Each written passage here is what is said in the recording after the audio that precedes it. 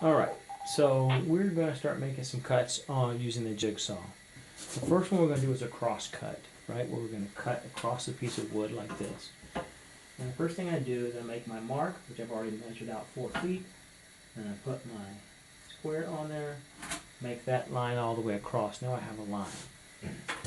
So I'm going to still use my square in this cut, right? So what I'm going to do is put the blade on the saw just on the outside of the line. And I'm going to use my square and push it up against the saw right there. Right? I don't know if you can see that or not. But see, I've got my square. My line is over here, right? My line is over here. But my square is here where it'll line right up against the side of my saw. So now when I cut through, got my blade lined up, I've got that straight, and now it's going to follow the saw will follow the square across there and make a straight cut, right? So I'm going to do that. And what I'm going to do, now that I've shown you, is I'm going to clamp the piece of wood down so it quits moving. Okay, so I have my wood, I have it clamped down so it doesn't move. And over here, I have lined up my saw, right? Got to get it exactly even there with that. See, not like that, exactly even. Made sure that my blade is lined up with my line, and then I clamp the square in place to hold it there. So now I can back my saw.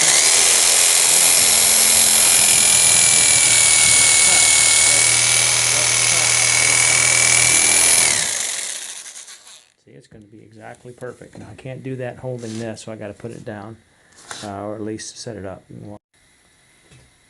So I changed sides so you can see. Now the hard part is, this is my part that's falling. If I was cutting from the other side, I would have it right here falling so I could hold it better. Now I'm going to have to reach across, but that's fine. I'll get it started so you can see.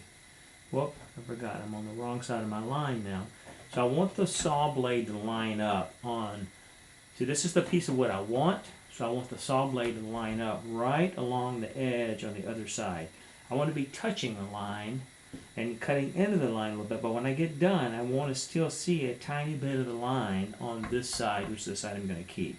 So I have to position my saw that way. And since I moved over here, now sometimes you need to make small adjustments. You know, instead of undoing everything, just tap it. Just for micro adjustments. That pretty much got it right there. Although the blade is a little damaged, I may have to change this blade.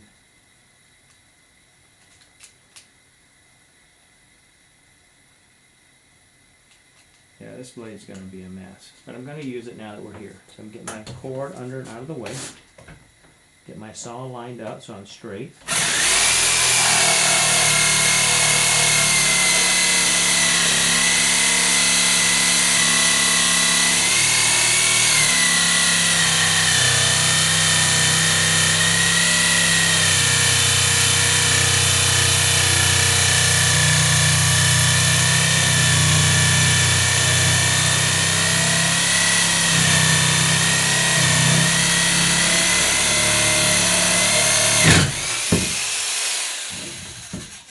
Now that reaching across thing you don't want to do. I did that so the camera could be seen from this side. Ideally I would have cut it from the other side so my part falling would have been on my left. It would have been easy to hold it. But that's not the way we did it.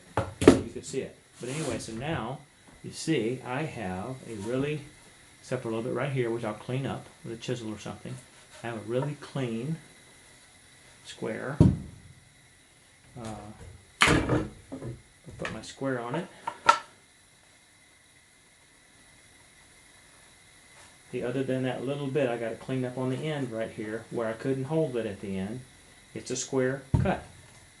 And that's what we're going to need to build with, is square, even cuts. We can't have wavy cuts. I'm actually going to use sandpaper, but you don't want to use a whole sheet of sandpaper because you end up wasting it. So what I've done is I folded it, got my corners together very tight on both ends. I folded it. Now I'm going to fold it the other way, right along the same seam, right? Kind of like origami, right? So now it's going to be again right along the same exact fold. Now I folded it twice. And now what I'll do is very carefully, I will tear that apart.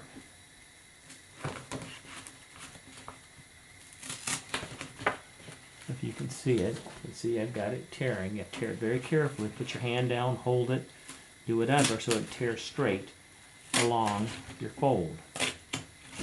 Okay, just like that.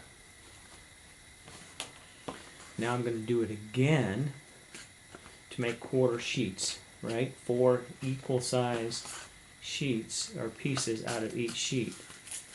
My sander is a quarter sheet sander, which means it's designed to hold a quarter sheet. So when I use these, if I want to use one for sanding by hand, which I'm about to do right now,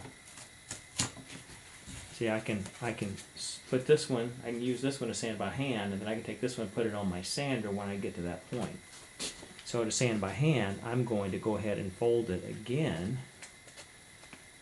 It's really helpful to put something in it, like this. So actually, you don't, if you do this, you don't have to fold it again. Put it in something like this, and that's not very thick. You know what's good? Next time you're at Home Depot, get a paint stirring stick. They're really good for that.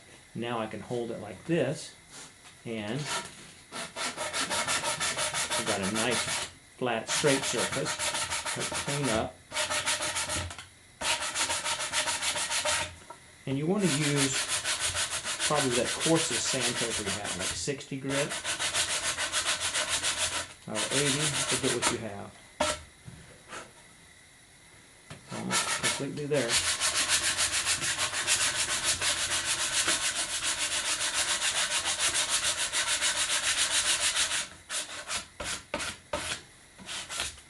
Corners off just a little bit while I'm here.